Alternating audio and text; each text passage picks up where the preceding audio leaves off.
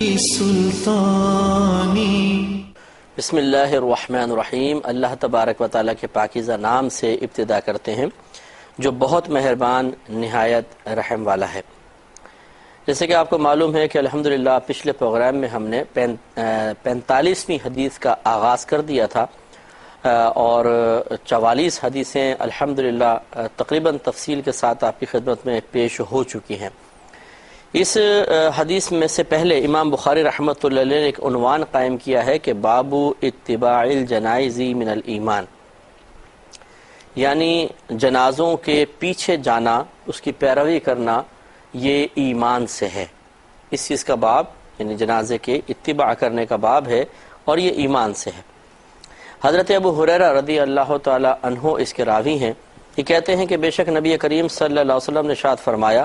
کہ جو کسی مسلمان کے جنازے کے پیچھے ایمان اور احتساب کے ساتھ گیا اور اس کے ساتھ رہا یہاں تک کہ اس پر نماز پڑھی، یعنی نماز جنازہ ادا کی، اور اس کے دفن سے فارغ ہوا، یعنی اتنی دیر تک ٹھہرا رہا کہ دفن بھی ہو گیا، دفن کر کے فارغ ہوا، تو بے شک وہ 2 قیرات اجر کے ساتھ لوٹے گا 2 قیرات۔ پھر خود ارشاد فرمایا کہ ہر قیرات احد پہاڑ کی مثل ہے۔ احد پہاڑ تقریباً 4 میل یا 4.5 میل کے ایریا پہ پھیلا ہوا ہے، اور کتنا اونچا پہاڑ ہے آپ نے دیکھا ہوگا، وہ کتنے ٹنوں وزنی اس کا وزن ہوگا۔ تو گویا کہ نبی کریم صلی اللہ علیہ وسلم ارشاد فرما رہے ہیں کہ جس نے جنازے کی پیروی کی، جو جنازے کے پیچھے چلے گا لیکن ایمان اور احتساب کے ساتھ اللہ تبارک و تعالی، اور پھر وہ جنازے کی نماز پڑھے، پھر اس کے بعد دفن تک وہاں پر رہے، تو 2 قیرات اجر عطا کیا جائے گا۔ پھر ارشاد فرمایا کہ اور جس نے اس جنازے پر نماز پڑھی لیکن اس کے دفن سے پہلے لوٹ آیا تو بے شک وہ 1 قیرات اجر کے ساتھ لوٹے گا۔ اور اسی طرح عثمان مؤذن جو تھے انہوں نے بھی ایسی ایک حدیث پاک ذکر کی ہے۔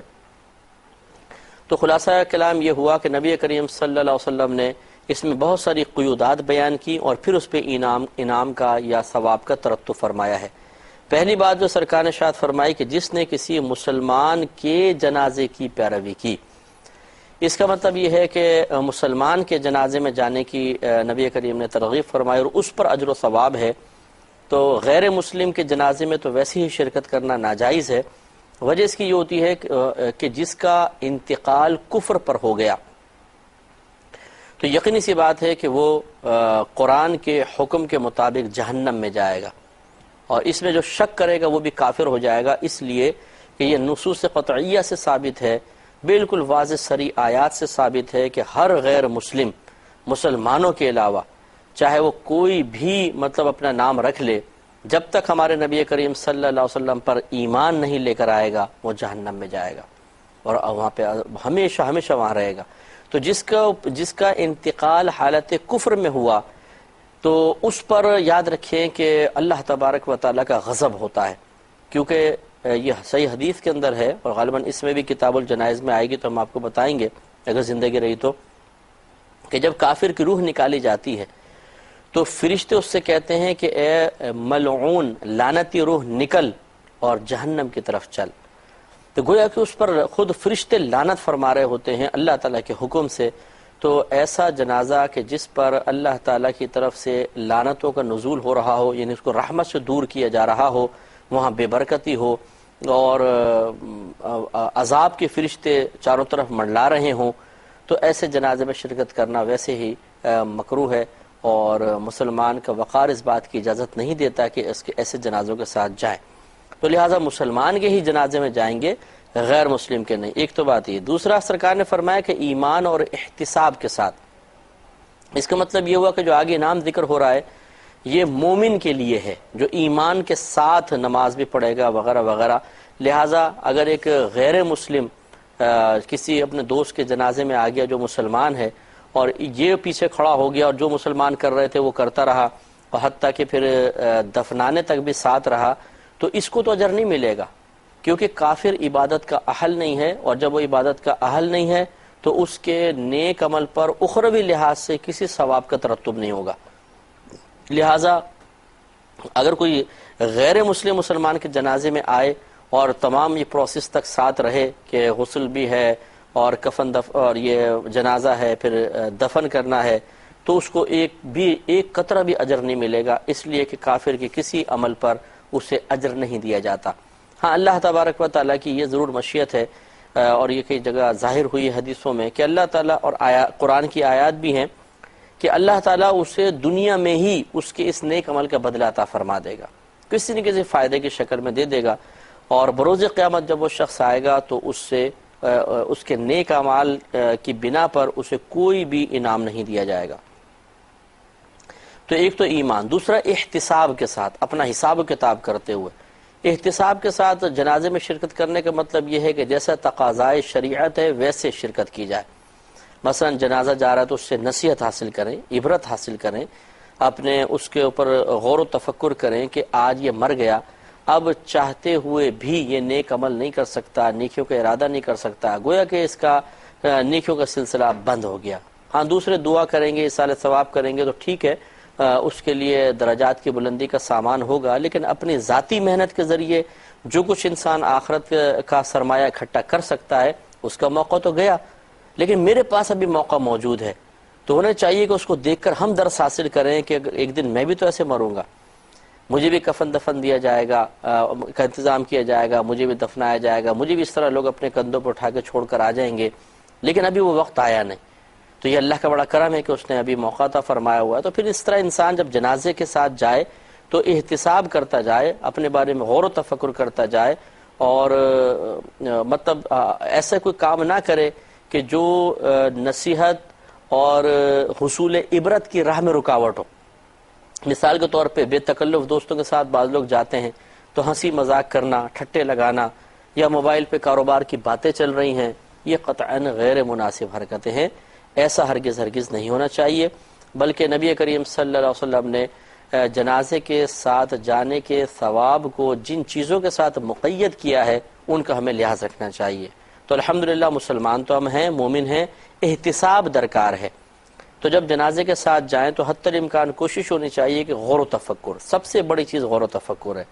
کہ اس کے بارے میں غور کریں کہ کل یہ ہمارے درمیان تھا، آج رخصت ہو گیا، ایسا ہی عنقریب وقت مجھ پر بھی آئے گا کہ میں ابھی لوگوں کے درمیان ہوں، کل رخصت ہو جاؤں گا، پھر میرا کیا ہوگا۔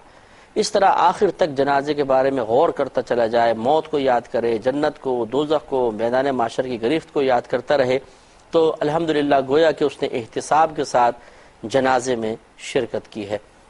تو کوئی بھی ناجائز کام، فضول کام نہیں ہونا چاہیے۔ تو سرکار فرماتے ہیں کہ اللہ تبارک و تعالیٰ اسے بشرطے کہ وہ ساتھ گیا، نماز بھی پڑھی اور دفن تک وہاں پر رہا، تو یہ اتنا بڑا چونکہ وہ عرصہ گزارا اس نے کہ اس نے اپنا وقت بھی نکالا، اور پھر دفن تک جو کچھ معاملات کیے، دعا بھی آدمی اس میں کرتا ہے، ذکر الہی کرتا ہے، پھر سنت کے مطابق کفن دینا اور قبر کا انتظام کرنا، چونکہ یہ تمام چیزیں مردے کے لیے باعث نزول رحمت ہیں، تو پھر اللہ تبارک و تعالیٰ بھی اس شخص پہ کرم فرماتا ہے، اور وہ جب اتنا قیمتی وقت نکال کر مردے کے لیے راحت کا سامان کر رہا ہے تو اللہ تعالیٰ اس کو بھی جواب میں انعام عطا فرما دیتا ہے۔ تو سرکار فرماتے ہیں کہ اس کو 2 قیرات اجر ملے گا، اور ہر قیرات احد پہاڑ کے برابر ہے، تو آپ اندازہ کریں کتنا ثواب ہوگا۔ اور اگر کوئی جنازے کے ساتھ تو گیا لیکن دفن کرنے سے پہلے لوٹ آیا، جسے مجبوری ہوتی ہے، بعض لوگ بیچارے نہیں ٹھہر سکتے ہیں، اس کو 1 قیرات اجر ملے گا۔ اس کا مطلب یہ ہوا کہ جنازے میں شرکت کرنا، جنازے کے ساتھ جانا، یہ کوئی معمولی چیز نہیں ہے، بہت بڑی عبادت ہے جس پہ ثواب کا ترتب ہوتا ہے۔ تو اب آپ کو مجھے بھی غور کرنا چاہیے کہ ہم نے بھی بہت سارے جنازے اٹینڈ کیے ہوں گے، شرکت کی ہوگی، مومن تو ہم ہیں، الحمدللہ مسلمان ہیں، لیکن کیا احتساب کے ساتھ ہم نے ان جنازوں میں شرکت کی تھی؟ اپنا ذاتی محاسبہ نہیں، وہی بس چند بے تکلف دوست مل جاتے ہیں، شروع میں تو لپک کے وہ اپنے کندھے پہ اٹھاتے ہیں جنازے کو، اس کے بعد یہ سارے خصوصاً جو یہ نوجوان ٹائپ کے لوگ ہوتے ہیں یہ پیچھے ہو جاتے ہیں، بیچارے چند مخصوص لوگ اٹھا کے چل رہے ہوتے ہیں اور یہ پیچھے اپنی باتیں کرتے ہوئے آ رہے ہوتے ہیں۔ پھر قبرستان پہنچنے کے بعد جو دردناک منظر نظر آتا ہے کہ سارے جنازہ بھی رکھا نہیں ہوتا صحیح طریقے سے، وہ قبروں پہ جا کے بیٹھ جاتے ہیں، کوئی یہاں چڑھ کے بیٹھ گیا، کوئی وہاں چڑھ کے بیٹھ گیا، حالانکہ نبی کریم صلی اللہ علیہ وسلم نے ایک شخص کو صرف قبر سے ٹیک لگائے ہوئے دیکھا تھا، وہ بیٹھا نہیں تھا، چڑھا نہیں تھا۔ تو نبی کریم صلی اللہ علیہ وسلم نے ارشاد فرمایا کہ اے شخص، نہ تو اس مردے کو تکلیف پہنچا، نہ یہ تجھے اذیت دے۔ اس کی شارحین نے شرح یہ بیان کی ہے کہ وہ جو بھی شخص بیٹھے ہوئے تھے ان کے ٹیک لگانے کی وجہ سے مردے کو تکلیف ہو رہی تھی۔ گویا کہ قبر سے ٹیک لگانا، قبر پہ چڑھنا، یہ مردے کے لیے انتہائی باعث تکلیف ہے۔ تو ایک تو یہ کہ تم ان کو تکلیف نہ پہنچاؤ، دوسرے یہ تمہیں اذیت نہ پہنچائے۔ وہ اس طریقے سے کہ بروز قیامت ہو سکتا ہے یہ شخص اللہ تعالیٰ کی بارگاہ میں فریاد کرے کہ یا رب کریم، اس نے مجھے دنیا میں مرنے کے بعد میں تکلیف پہنچائی تھی کہ میری قبر پہ چڑھ گیا تھا، ٹیک لگا کر بیٹھا ہوا تھا، تو مجھے بدلہ دلوا۔ اور اگر اللہ تعالیٰ بدلہ دلوانے پر آئے گا تو یقینی سی بات ہے کہ ہمارے نام اعمال سے نیکیاں نکالی جائیں گی یا اس کی برائیاں ہمارے نام اعمال میں ڈالی جائیں گی۔ اس طریقے سے اس مردہ ہمارے لیے باعث اذیت ہو جائے گا۔ یہ سرکار کے کہنے کا مقصد تھا۔ تو لیکن اب ہمارے بھائی بہنیں تو نہیں ہوتی، خیر بھائی وہاں پہنچتے ہیں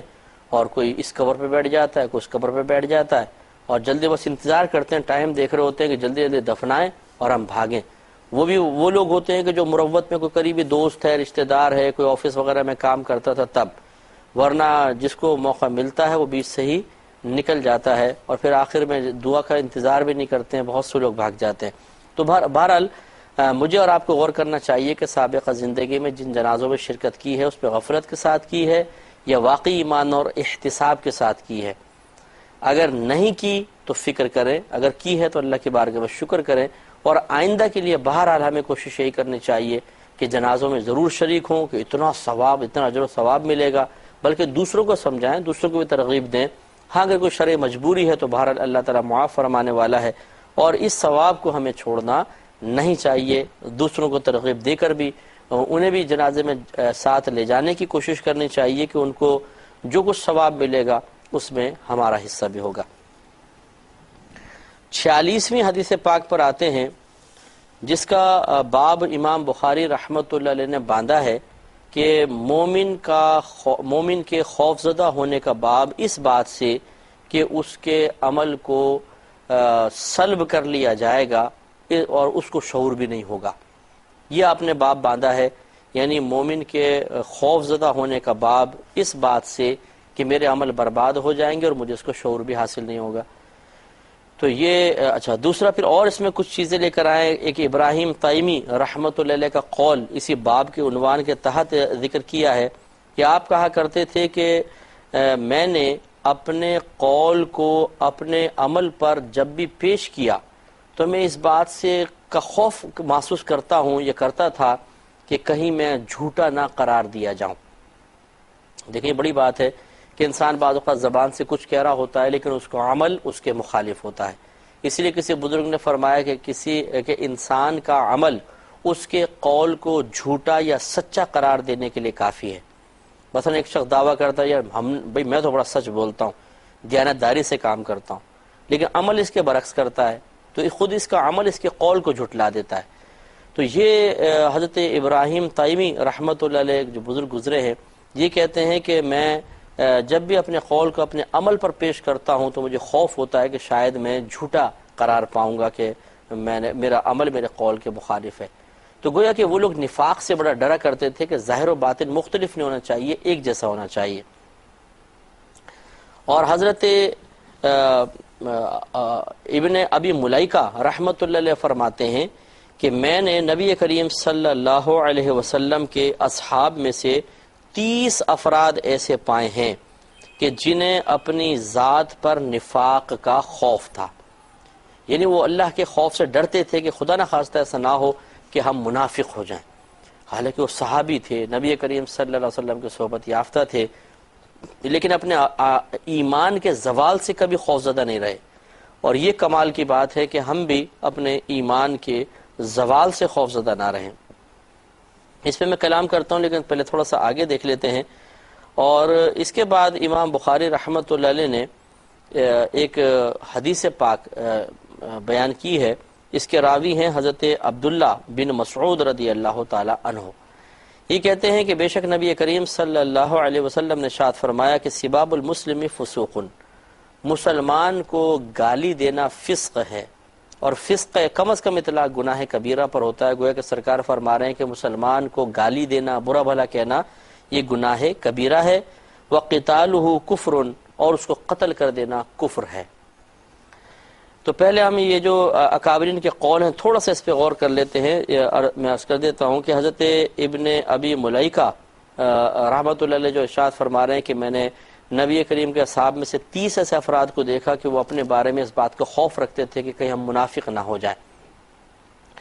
تو دیکھیں یہ اس کا مطلب ہرگز یہ نہیں تھا کہ وہ کوئی خراب کام کر رہے تھے، خراب لوگوں کی صحبت میں تھے، نہیں، معاذ اللہ وہ تو بڑے پاکیزہ نفوس تھے، ان کی صحبتیں بڑی پاکیزہ تھیں۔ یہ اصل میں اللہ تعالیٰ کے کا خوف ہوتا ہے کہ انسان ایک انعام پانے کے بعد اس کے چھن جانے کے بارے میں خوفزدہ ہو جاتا ہے کہ اگر مجھ سے چھین لیا گیا تو کیا ہوگا،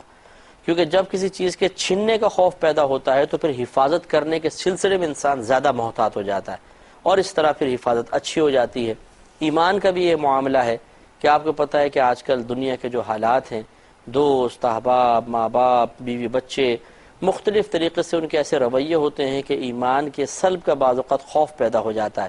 جیسے گناہوں پہ لگانا دوستوں کا، اس سے بڑا پرابلم کریٹ ہوتا ہے۔ اور اسی طرح نفس و شیطان تو ہیں ہی ہیں، وہ ہمارے ایمان کے زوال کے لیے مسلسل تمنائیں کرتے ہیں، کوششیں کر رہے ہیں، اور ان کو توقع ہے کہ کسی طریقے سے ایمان ہمارا برباد ہو ہی جائے گا۔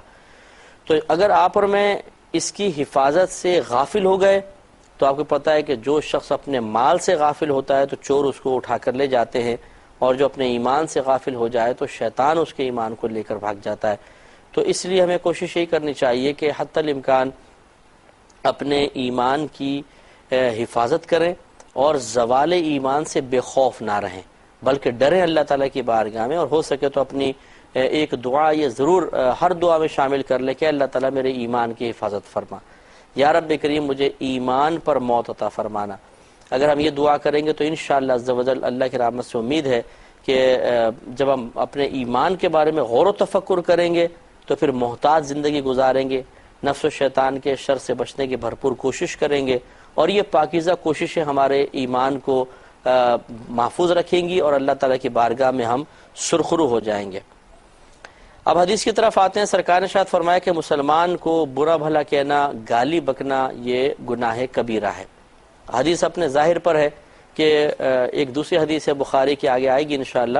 کہ نبی کریم صلی اللہ علیہ وسلم نے ارشاد فرمایا کہ اللہ تبارک و تعالی نے ایک مسلمان پر دوسرے مسلمان کا جان، مال اور عزت و آبرو کو حرام فرما دیا ہے، یعنی ہم ناحق کسی کی جان لے سکتے ہیں، نہ ناحق کسی کو زوال عزت کا شکار کر سکتے ہیں کہ اس کو ذلیل کر دیں، اور اسی طرح اس کا مال بغیر اس کی اجازت کے ناحق لے لیں، یہ سب سرکار نے حرام قرار دیا ہے۔ لہٰذا غور و تفکر کرنے کی ضرورت ہے کہ مسلمان کو گالی بکنا یہ گناہ کبیرہ ہے، کیونکہ اس سے اس کی عزت پر حرف پڑتا ہے، اس لیے اس کو گناہ کبیرہ رکھا گیا۔ اللہ تعالیٰ سے دعا ہے کہ اللہ تعالیٰ ہمیں اس بری عادت سے محفوظ فرمائے۔ اگر ہماری زبان پہ گالیاں جاری ہوتی ہیں کسی مسلمان کے لیے تو اللہ تعالیٰ محفوظ فرمائے اور توبہ کرنے کی توفیق عطا فرمائے، آمین۔ وآخر دعوانا ان الحمدللہ رب العالمین۔ اے اللہ دین تیرا ہم پہ احسان